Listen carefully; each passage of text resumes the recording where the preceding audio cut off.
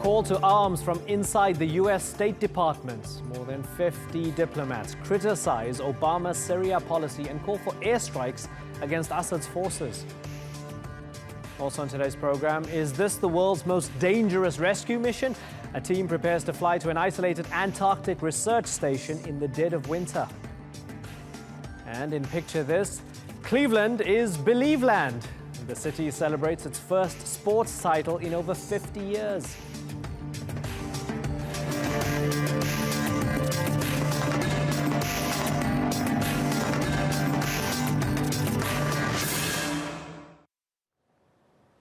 Hello and welcome to the Newsmakers with me, Imran Ghouta. It's a rare moment of disobedience in the US State Department. A leaked memo signed by 51 diplomats questions official policy on Syria and calls for military action against the forces of Bashar al Assad.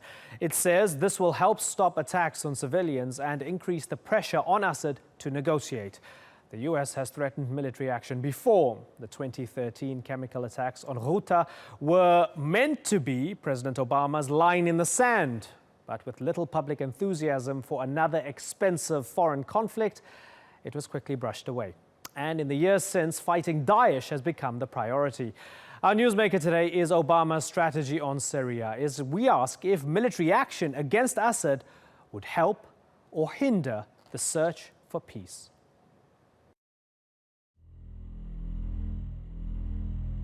A red line for us is we start seeing a whole bunch of chemical weapons moving around or being utilized. It was the moment that defined the Syrian conflict in the eyes of the Obama administration. A US president openly cautious about getting involved in another war, while making clear his position may yet change. But a year later, the chemical weapons were moved. They were utilized.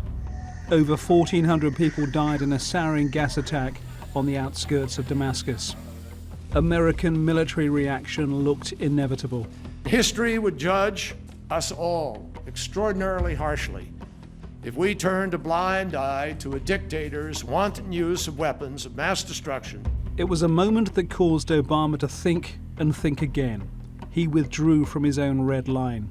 He chose not to mobilize an attack on Syrian forces, instead asking the US Congress to decide, knowing they would say no. In a few short days, he established his position with regards to Syria. A military strike directed at the Assad regime would not happen.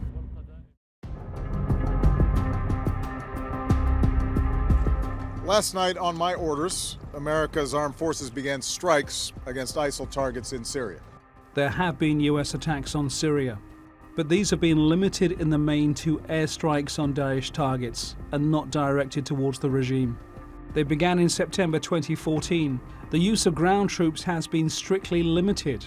A mark of how few is when, in April, the White House deployed its biggest expansion of ground forces since the conflict began. They numbered 250. The Obama decision not to attack the Syrian regime may have been motivated by belief that the House of Assad would fall of its own accord. Either way, US policy on Syria has caused diplomatic disquiet across the board. A former US Defense Secretary made his opinions plain earlier this year. To make those kind of pronouncements and then not follow through does affect the credibility of a president. I'll let history judge whether that was the right decision or not. Last week, more than 50 State Department diplomats signed an internal memo sharply critical of the Obama policy. It laid bare the frustration and rifts over how to deal with a war that has killed more than 400,000 people. At its core is the belief that inactivity, lack of real action, means there is no pressure on Bashar al Assad to negotiate a peace settlement. But the reality is, President Obama has maintained his stance since that moment of indecision in 2013. And with just 7 months of his presidency to run, US policy will not change until there is a new administration in the White House. Francis Collings, The Newsmakers. Well, joining me now to discuss President Obama's military strategy in Syria is Bassma Kodmani in Paris. She's the founder of the Arab Reform Initiative and a member of the Syrian opposition's negotiation team in Geneva. And from Watertown, Massachusetts is Jim Walsh. He's an expert in international security and a research associate at the Massachusetts Institute of Technology Security Studies program. Thank you, both of you, for joining us. Jim Walsh, let me start with you. Those 51 diplomats, are they right or misguided? Well, they're certainly right to say that this is a horrific humanitarian crisis. Assad is an evil, awful person, a war criminal in my view. But they're wrong to suggest that simply dropping a few bombs from the air is going to fundamentally change anything. They don't really, they say we need to do something, but they miss the whole second half of the argument. How is doing, what is it that you're going to do that's actually going to solve the problem? How are things different? How will the other side respond? You know, the enemy gets a vote, and Assad and the Russians will respond to whatever the U.S. does. That's really interesting. Bassma, Kodmani, reading this letter and sort of trying to extract the tone from it, it feels as if those 51 diplomats felt let down by their president. Did the U.S. let the Syrians down as well? Is that the feeling from Syrians? It certainly is the feeling among Syrians. It is also the feeling we would get every time we visited Washington, and the state of demoralization among civil servants, although discreet, of course, and keeping a good face, putting a good face on the policy was obvious. But what is more important than, from our perspective, is that the United States has lost all leverage in this crisis. So while these diplomats call for some strikes against the regime, I think they are clearly calling for a way of regaining some leverage in order for the political process to have some chance of success. We are not going to resolve the conflict by striking at Assad's targets, but we definitely need the United States to regain leverage in face of Russian policy and the regime. Jim Walsh, Bashar al Assad has vowed to retake every inch of the country. You want to let him? No, but that points exactly to the problem. Neither side here is ready to sit down and negotiate. This is a zero-sum game. You know, and people can sit in other countries, but it's the fighters on the ground that are the center of gravity here. And Assad knows that if he loses, he and the people around him will die. And alternatively, the same is true for the opposition as well. This is not a situation in which there will be anytime soon a political settlement. And if I may comment on my colleagues' remarks, and I thought they were nuanced and strong, but you know, the notion that we're ignoring history here. Russia is an ally of Syria. It's been that way since the Cold War. Assad's father and the Soviet Union were together. Russia has a base there. Now, I'm not sure exactly how it is that the United States is supposed to go in just because it has a bigger military and force Russia out of there, or force Russia to capitulate, or force Russia to do the U.S.'s bidding. How exactly is that going to work? And I would point out that statistically, since the end of the Cold War, the number of people dying in civil wars has declined, not increased, declined. Why is that? Because during the Cold War, both the Soviets and the U.S. would each back a side. They'd pour in arms and money. The Civil War would go on, and in the end, more civilians died as a consequence. Bassma, let me pick up on something Jim said. He said that it's the fighters on the ground who matter. So he's effectively ruling you out in opposition, in exile. I mean, he says it's those guys on the ground that matter, not so much you guys in exile. How would you respond to that, Bassma? Okay, I would first of all avoid a Manichaean discussion about black and white. This is not black and white. And painting it in black and white is exactly the best way to do nothing about it. And I fear this has been the approach taken by the Obama administration.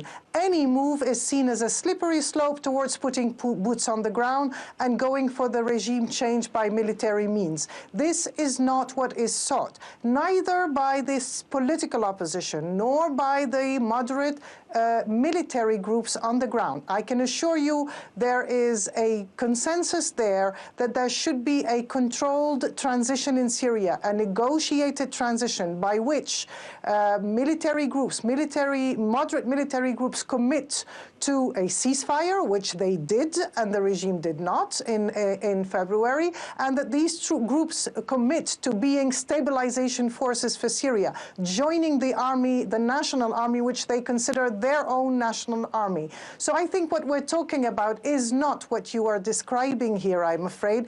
It is too easy to describe it this way in order to dismiss the solution. The solution is in a transitional government. It is in a security plan for Syria, stabilization, starting from ceasefire to stabilization to restructuring the security forces. This is only a security regime. All we need to do is look at the security structures of this regime, and then we will talk about here is a government, here's a constitution, here is democratic change, and here is rule of law for this country. But we all know where power sits in the Syrian system. The Russians are supporting that. I think they are starting to see the limits of how much Assad is willing to cooperate. We have a totally uncooperative Iran on the ground. We also need to deal with Iran, but a change in American policy and the messaging towards Russia would have changed Russia's calculations to some extent. And I think this would change the attitude of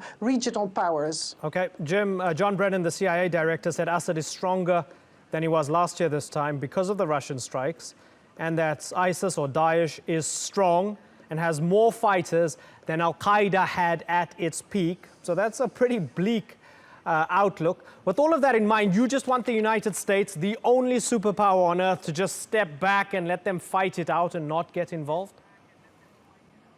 Well, everyone loves for the United States to fight their wars for them, to spend U.S. blood and treasure on the ground.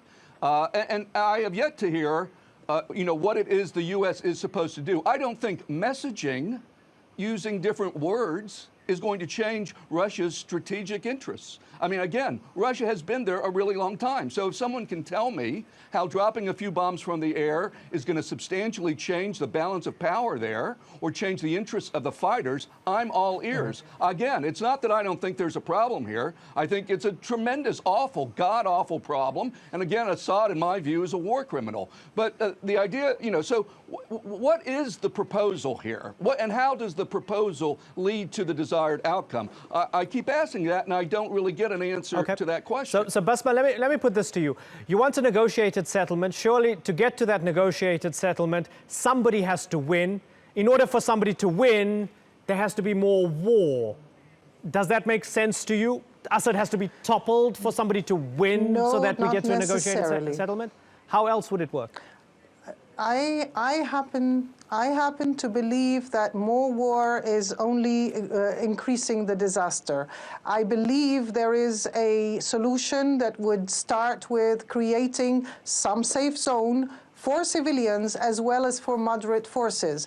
The United States has not supported the moderate forces and has created a security vacuum in Syria, which has been filled by Daesh and is affecting the whole world. What we are looking at here is who are the people who can commit to a political process and be the forces that bring back stability to this country. Where are these groups? Should they not be protected, armed, asked to fight against Daesh, and they're willing to do that? So it is by providing to these groups some protection. Russia is bombing them at the moment, and the United States is allowing that to happen. It is not saying clearly, here are the groups we want to see protected because they are part of the solution in the future. We need them for the future. Instead, what Russia is doing is, with the excuse of bombing terrorists, it is bombing everyone out there. And this is where the risk lies. I think we've heard from the candidate, Hillary Clinton, that a safe zone would give some leverage and we would go to a political solution. That is the kind of combination of military and political efforts that we need to see. Okay, interesting point that you make there, which gives me just about enough time for a final question for Jim Walsh. Bassma Kodmani mentioned Hillary Clinton. This suggestion from the 51 diplomats, Jim, is not something President Obama is doing or is likely to do in the next few months, but it sounds like something a President Hillary Clinton would do, doesn't it, Jim? I do think so.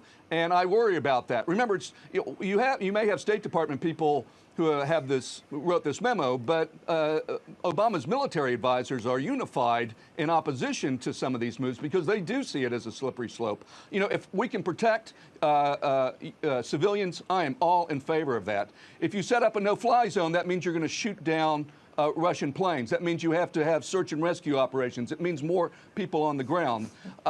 You know, and if Assad is determined, which he apparently is, to ignore all these recommendations, even from the Russians, then you're quickly going to see an escalation. But I think you're right.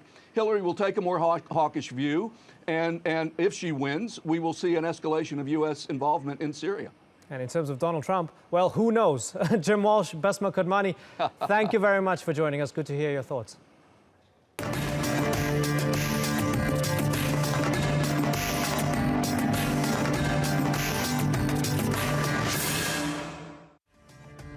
Still to come on the Newsmakers, we're looking at what happens when someone gets seriously ill in the Antarctic.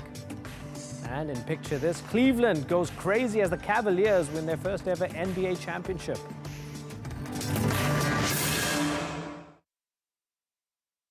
The Antarctic is one of the world's wildest and most remote places, populated by just a handful of scientists. And at this time of the year, it's pitch black day and night, with freezing winds and temperatures of around minus 60 degrees Celsius. So what happens when someone gets seriously ill and cannot survive the wait until spring? The only option is to fly in a rescue team, something that's happened just twice before. The newsmaker Sandra Gutman explains.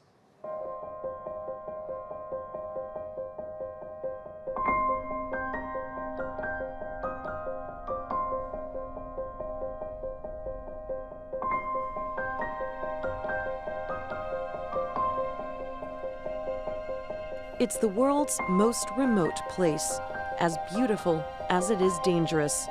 In the summer months, research teams from across the world travel to the South Pole to study the Earth's changing climate and stare deep into space looking for the origins of the universe. Now it's the dead of winter, and much of Antarctica is isolated from the world, cloaked in complete darkness, treacherous winds, and brutal cold.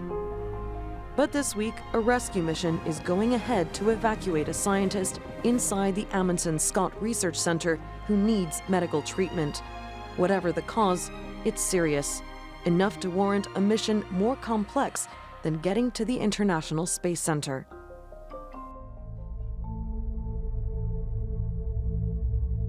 The rescue crew will fly two Ken Boruch Twin Otters, Canadian aircraft built with skis and able to withstand temperatures below 60 degrees Celsius.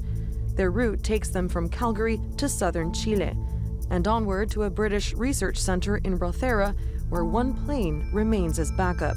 The second makes a 10-hour journey in the dark to Amundsen Scott. The crew take just enough fuel for a one-way trip and cannot predict any rough weather ahead.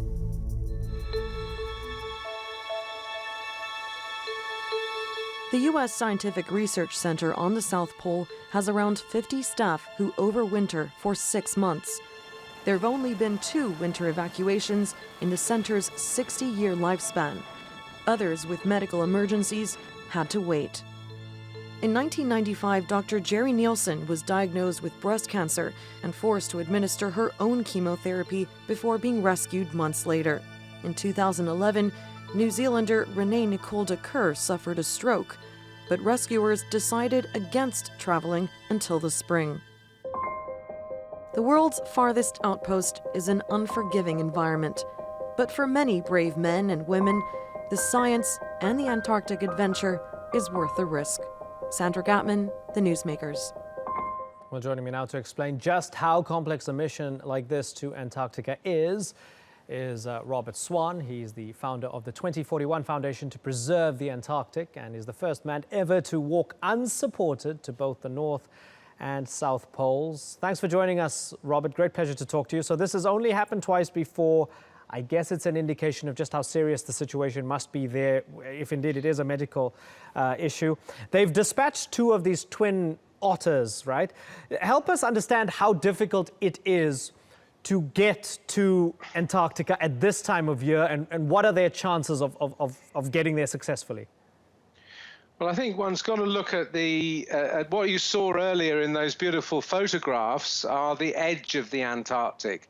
That's the ocean. What we're talking about here is flying to the center of the Antarctic, which is an area about the size of the United States of America, and it is dark. It's an incredibly brave mission, and one must realize that the people who are not well at the South Pole must be really very sick indeed. So our hearts should go out to them.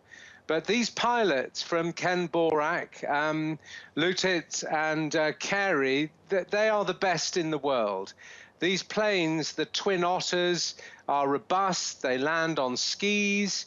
But it's still a really, really dicey, tricky mission because they have 10 hours of fuel and maybe 2 hours just in case something goes wrong. But it's dark, it's extremely cold, and it's a very, very tough mission indeed.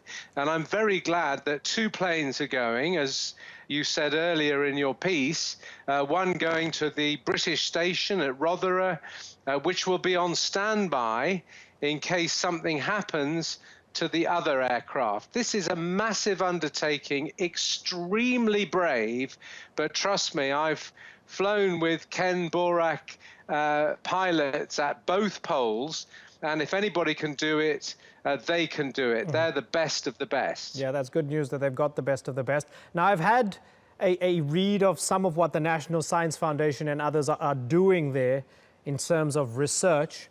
Remind us of just how important their work down there at the bottom of the earth in the cold and the dark is to all of us as humanity.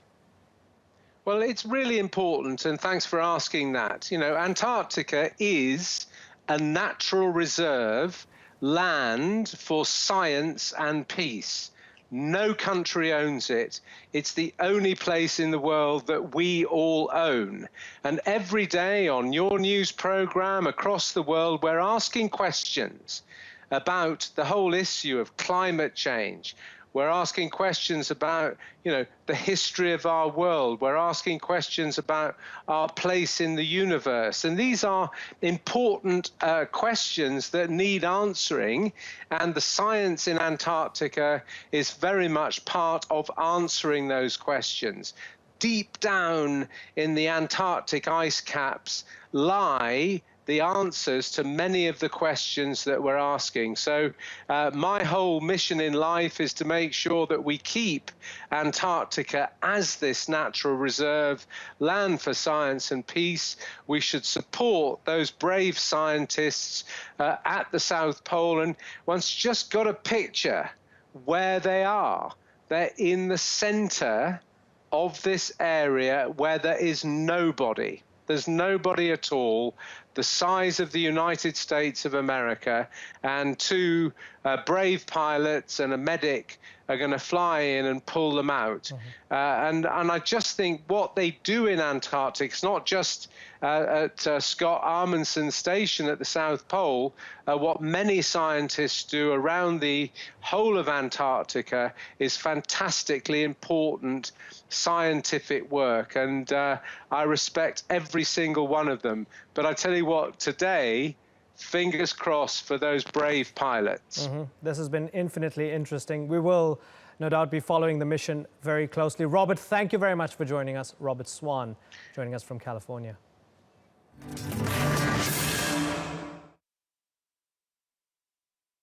In today's Picture This, the underdogs have come out on top in the NBA Finals. The Cleveland Cavaliers won their first ever championship with a 4-point victory in the final game. Let's take a look.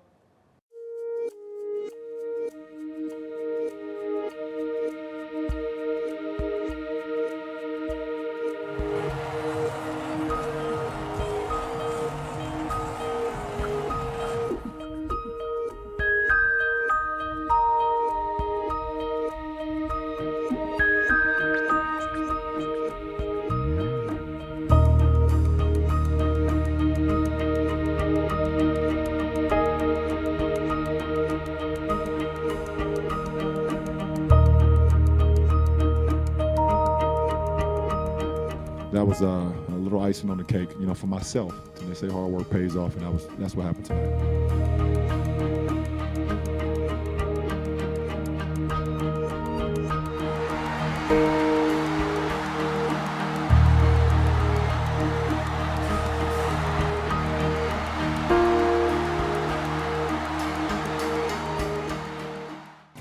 Today's newsmaker has been the U.S. strategy on Syria, as we asked whether military action against Assad could help bring about peace. President Obama has so far backed away from airstrikes on the regime, preferring to focus on fighting Daesh. But has this approach actually helped Syria's civilians? What they need is an end to the fighting and the start of a genuine peace process. Obama's policies may have failed to bring that about so far, but there's no guarantee a more aggressive approach would be any more successful. You've been watching this edition of the Newsmakers with me, Imran Ghouta. As always, thank you for watching. See you soon. Bye-bye.